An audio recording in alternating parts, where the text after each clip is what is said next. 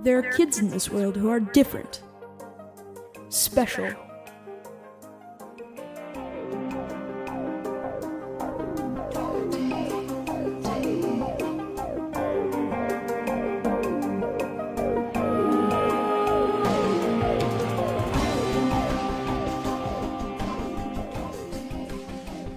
In this episode, I'll be breaking down the 26th episode of 6 Minute Season 4, piece by piece.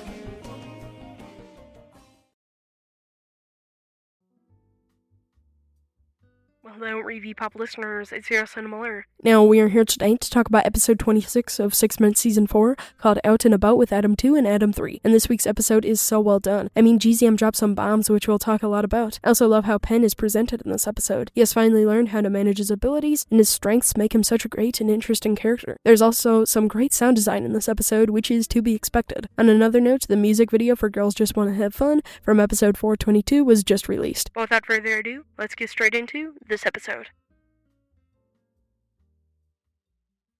Things can wash up. You found the bassinet. Oh, don't say it out loud. Should have warned your little pal that I have crazy good hearing.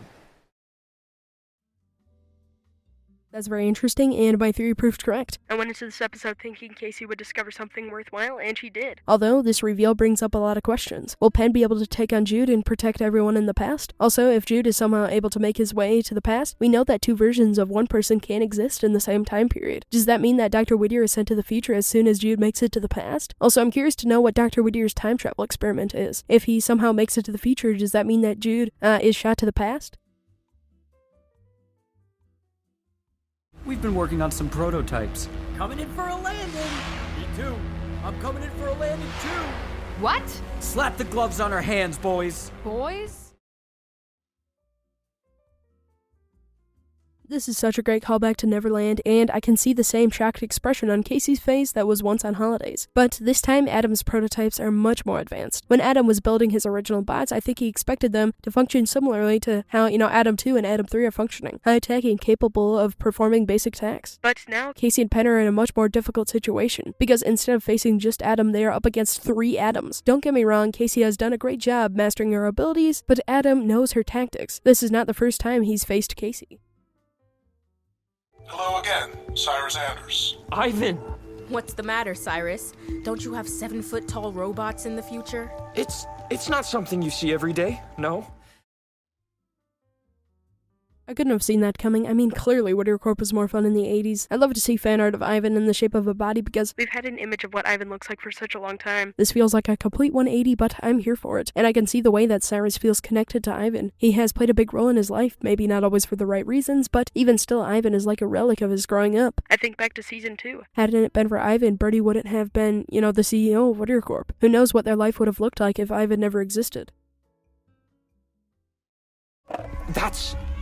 Hovey! Is that some kind of slang for hoverboard? More like... a name.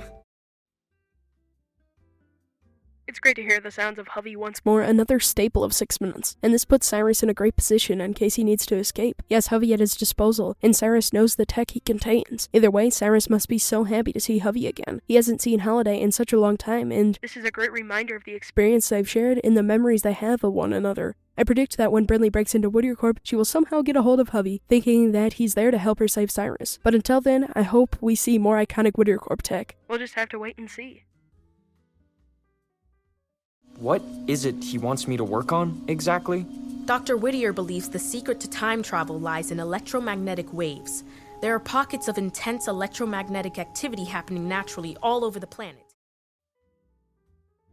Yeah, and I think that will play a major role in the rest of 6 Minutes Out of Time. Electromagnetic forces came up several times throughout Season 3, so I'm curious to see where that goes. I also think this explains Penn's abilities. Somehow he's able to control these forces, which I don't think's a coincidence. Sooner or later, we'll figure out what has been rooting his abilities, or if there's somebody behind them. It also sounds like Angel knows a thing or two about electromagnetic forces. Sure, she's been forced into the position she's in, but maybe she's a bit of a geek like Cyrus. I love learning more about her personality.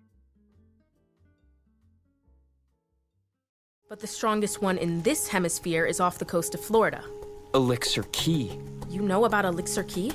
Yeah. What do you know about it? Well, for starters, Whittier Corp built it. As I mentioned, GCM dropped some bombs in this episode. I've been trying to figure out the logistics of the island for a long time, because as we know, it's man-made. This definitely explains part of that, but also opens up a world of questions. Why would Ritter Corp go out of their way to build an island on a spot that they already know contains electromagnetic forces? And why exactly are these forces so important to Dr. Whittier? I think this scene is where Cyrus really connects the dots. Everything somehow leads back to Dr. Whittier, which is pretty ironic. Cyrus is also probably wondering why Elixer Key transitioned into a school. I mean, it makes no sense. Okay, Adam. Let's go. The door. It opens. It closes. The door. It opens. Hey. It closes. What is that? The door. Stop it! Opens. It closes. After being taken advantage of for so many years, Penn vowed to never put himself through that situation again. He shows so much strength in this scene, not only for Casey, but for all the kids like him, kids who are different. Special. This is like the moment where Spider-Man stopped the train in the second movie. It's a full circle moment. Also, I didn't know Penn was a good liar. Adam was convinced that Penn was actually giving up, so I think that skill will come in handy. Considering the fact that he's a battery, and is very wanted. But now that Adam is out of the way, Casey and Penn should be able to secure the bassinet and escape, and I cannot wait to see how that all plays out. Hey, don't! You did it! I'm getting out of here.